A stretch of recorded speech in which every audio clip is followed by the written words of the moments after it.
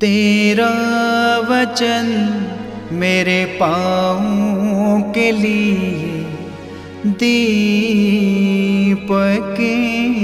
है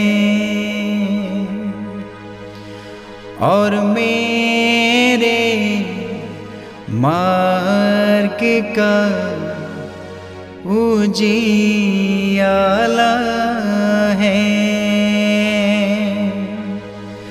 तेरा वचन मेरे पाँव के लिए दीपक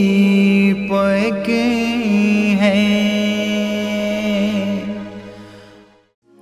पहला पाठ नबी एजिकियल का ग्रंथ अध्याय 47 पद संख्या 1 से 9 और 12 आयत। स्वर्गदूत मुझे मंदिर के द्वार पर वापस ले आया।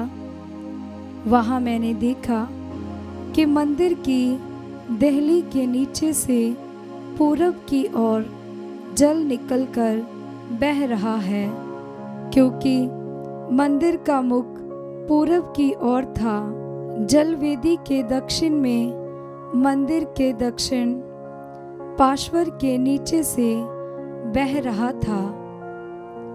स्वर्गदूत मुझे उत्तरी फाटक से बाहर घुमाकर पूरब के 12 फाटक तक ले गया। वहाँ मैंने देखा कि जल दक्षिण पार्श्वर से टपक रहा है। उसने हाथ में माप की डोरी लेकर पूरब की ओर जाते हुए 1000 हाथ की दूरी नापी। तब उसने मुझे जलधारा को पार करने को कहा। पानी टखनों तक था। उसने फिर 1000 हाथ नापकर मुझसे जलधारा को पार करने को कहा। पानी घुटनों तक था। उसने फिर 1000 हाथ नापकर मुझसे जलधारा को पार करने को कहा। पानी कमर तक था। उसने फिर 1000 हाथ की दूरी नापी। अब मैं उस जलधारा को पार नहीं कर सकता था। पानी इतना बढ़ गया था कि तैरकर ही उसे पार करना संभव था। उसने मुझसे कहा, मनुष्य के पुत्र, क्या आपने देखा? तब वह मुझे ले गया और बाद में उसने मुझे उस जलधारा के किनारे पर पहुंचा दिया। वहां लौटने पर मुझे जलधारा के दोनों तटों पर बहुत से पेड़ दिखाई दिए। उसने मुझसे कहा, ये जल पूर्व की ओर बहकर अराबा घाटी तक पहुंचता और समुद्र में गिरता है। ये उस समुद्र के खारे पानी को मीठा बना देता है। यह नदी यहाँ कहीं गुजरती है, वहीं पृथ्वी पर विचरने वाले प्राणियों को जीवन प्रदान करती है। वहाँ बहुत सी मछलियाँ पाई जाएंगी, क्योंकि ये धारा समुद्र का पानी मीठा कर देती है और जहाँ कहीं भी पहुँचती है जीवन प्रदान करती है। नदी के दोनों तटों पर हर प्रकार के फलदार पेड़ उगेंगे। उनके पत्ते नहीं मुरझाएंगे और उन पर कभी फलों की कमी नहीं होगी। वे हर महीने नए फल उत्पन्न करेंगे, क्योंकि उनका जल मंदिर से आता है। उनके फल भोजन और उनके पत्ते दवा के काम आएंगे। ये प्रभु की वाणी है। ईश्वर को धन्यवाद। भजन अनुवाक्य। विश्वमंडल का प्रभु हमारे साथ है। याकूब का ईश्वर हमारा गढ़ है। विश्वमंडल का प्रभु हमारे साथ है। याकूब का ईश्वर हमारा गढ़ है।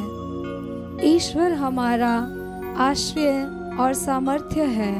वह संकट में सदा हमारी सहायता करता है।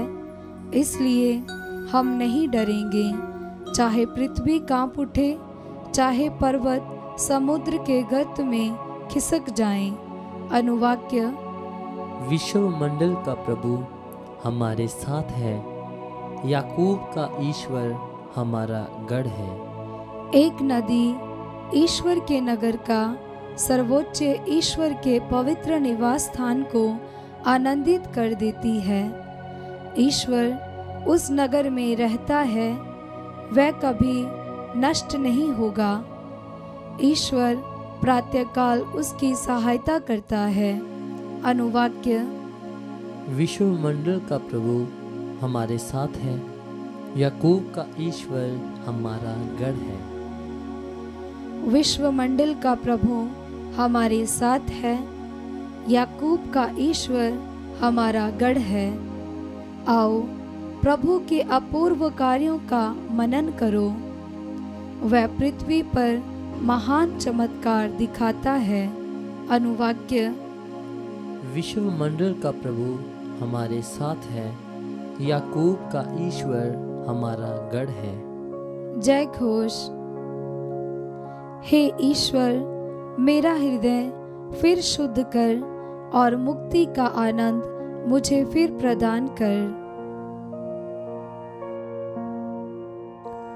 पवित्र सुसमाचार संत योहन के अनुसार, अध्याय 5 पद संख्या 1 से 16। यीशु यहूदियों के किसी पर्व के अवसर पर यरूशलेम गए। यरूशलेम में बड़े फाटक के पास एक कुंड है जो इब्रानी भाषा में बैतहसदा कहलाता है। उसके 5 मंडप हैं। उनमें से बहुत से रोगी, अंधे, लंगड़े और अर्धांग रोगी पड़े हुए थे। वहाँ एक मनुष्य था जो 38 वर्ष से बीमार था। यीशु ने उसे पड़ा हुआ देखा और यह जानकर कि वह बहुत समय से इसी तरह पड़ा हुआ है, उससे कहा, क्या तुम अच्छा हो जाना चाहते हो? रोगी ने उत्तर दिया, महोदय, मेरा कोई नहीं है जो पानी के लहराते ही मुझे कुंड में उतार दे। मेरे पहुंचने से पहले ही उसमें कोई और उतर पड़ता है। यीशु ने उससे कहा, उठकर खड़े हो जाओ, अपनी चारपाई उठाओ और चलो। उसी क्षण वह मनुष्य अच्छा हो गया और अपनी चारपाई उठाकर चलने फिरने लगा। वह विश्राम का दिन था, इसलिए यहूदियों ने उससे जो अच्छा हो गया था कहा, आज विश्राम का दिन है, चारपाई उठाना तुम्हारे लिए उचित नहीं है। उसने उत्तर दिया, जिसने मुझे अच्छा किया उसी ने मुझसे कहा, अपने चारपाई उठाओ और चलो। उन्होंने उससे पूछा, कौन है वह जिसने तुमसे कहा, अपनी चारपाई उठाओ और चलो?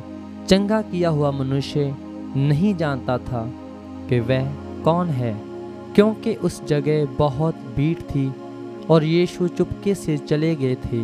बाद में मंदिर में मिलने पर यीशु ने उससे कहा, देखो, तुम चंगे हो गए हो, फिर पाप नहीं करो, कहीं ऐसा ना हो कि तुम पर और भी भारी संकट आ पड़े। उस मनुष्य ने जाकर यहूदियों को बताया कि जिन्होंने मुझे चंगा किया है वह यीशु है। यहूदी यीशु को इसलिए सताते थे कि वह विश्राम के दिन ऐसे काम किया करते थे। यह प्रभु का पवित्र सुसमाचार है। क्रिस्त की जय।